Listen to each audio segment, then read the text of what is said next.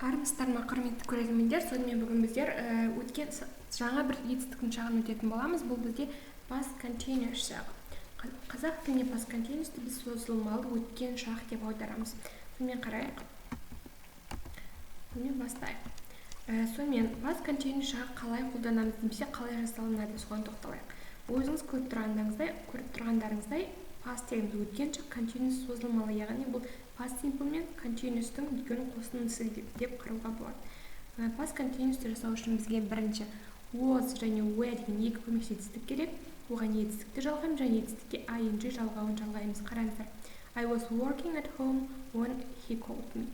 Бірінші I, одан кейін was деген көмекші етістік, одан кейін етістікке ing жалғаймыз. Түсінікті? I was working, бұл бізде past continuous шағы. Енді қарайық. Was және were деген көмекші етістіктер қашан қолданамыз? Егер біз жекеше түрде айтатын болса, біз онда I, he, she, it пен бірге was'ды қолданамыз.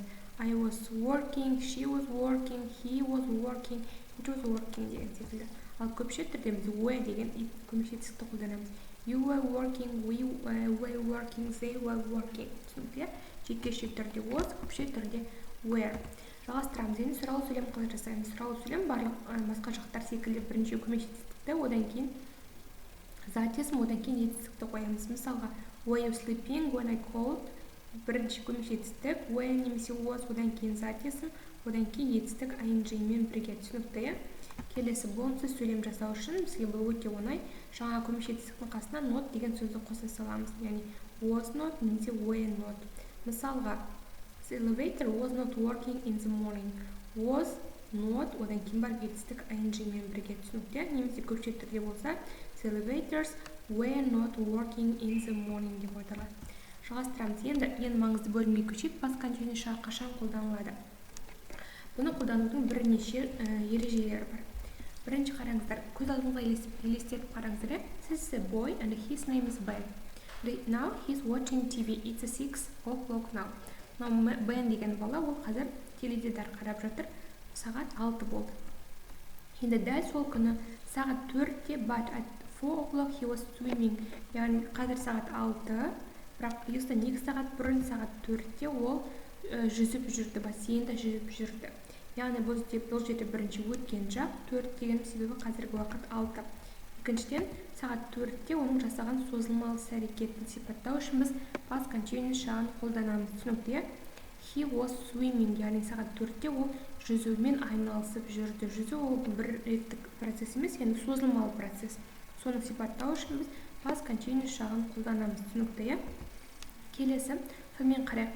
Бірінші жағдай өткен шақта нақты бір уақытта болған созылмалы іс-әрекетті сипаттау үшін біз past continuous шағын қолданамыз. Яғни өткен шақта жаңағы секілді сағат 4-те сосын нақты бір уақытта болған және ол іс-әрекет созылмалы болуы міндетті. Сол кезде біз past continuous шағын қолданамыз. Қарайық.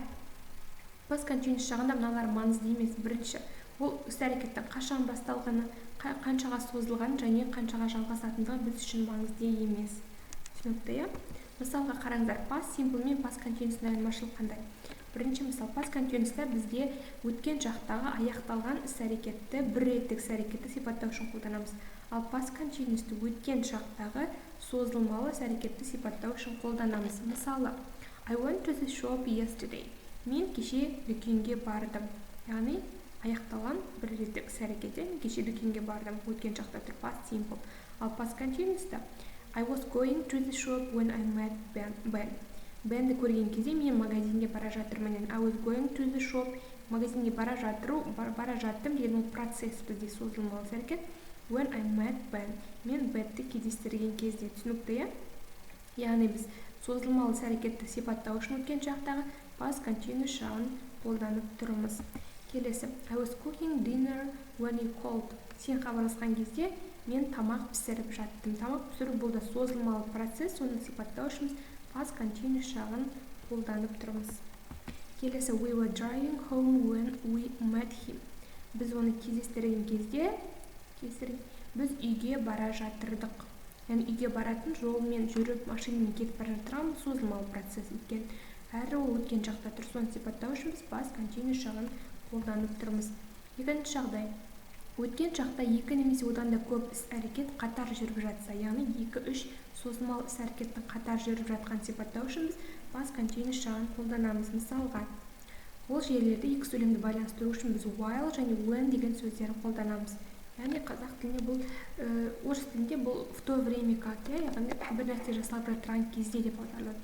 Мысалы, my wife was cooking dinner while I was watching TV.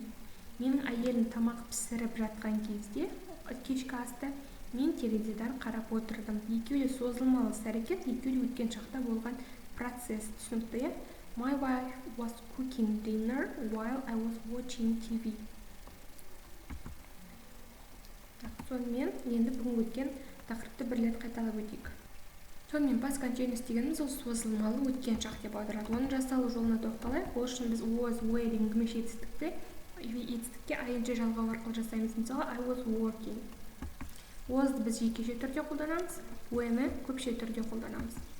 Сұрау сөйлем жасау үшін was бен оны алдыңғы орынға шығарамыз, одан кейін зат есімді қоямыз, одан кейін етістіктің ing жалғанған формасын қоямыз, одан кейін қалған сөздерді ретімен қойып шығамыз. Келесі болымсыз сөйлем жасау үшін екі көмекші етістікке was бен оның қасына not деген сөзді жалғай саламыз. Мысалы, the elevator was not working немесе көпше түрде were not working деп жазылады. Келесі қашан қолданамыз? Яғни бірінші өткен шақта нақты бір уақытта болған созылмалы іс-әрекетті сипаттау үшін. Яғни іс-әрекеттің созылмалы процесс болуы міндетті. Келесі бізге past continuous'та маңызды емес, ол созылмалы іс-әрекеттің қашан басталғаны, қаншаға созылғаны және қанша жалғасатындығы маңызды емес. Past simple мен past continuous'та айырмашылығы мына жерде past simple өткен шақтағы аяқталған бір реттік іс-әрекетті білдіреді, ал past continuous ол созылмалы өткен шақтағы іс-әрекетті білдіреді. Мысалға, I was cooking dinner when you called. Сен хабарласқанда мен тамақ пісіріп жатырдым. Созылмалы іс-әрекет. Екінші жағдай өткен шақтағы екі немесе одан да іс-әрекет қатар жүріп жатса, яғни екі немесе одан да көп іс-әрекет созылмалы іс-әрекет процесс қатар жүруі. Мысалға, my wife was cooking dinner, менің әйелім тамақ пісіріп жатты, мен теледидар қарап жатырған кезде екеуі де созылмалы іс-әрекет, екеуі де өткен шақта болып жатыр. Осы екі сөзді байланыстыру үшін біз while және when деген сөздерді қолданамыз.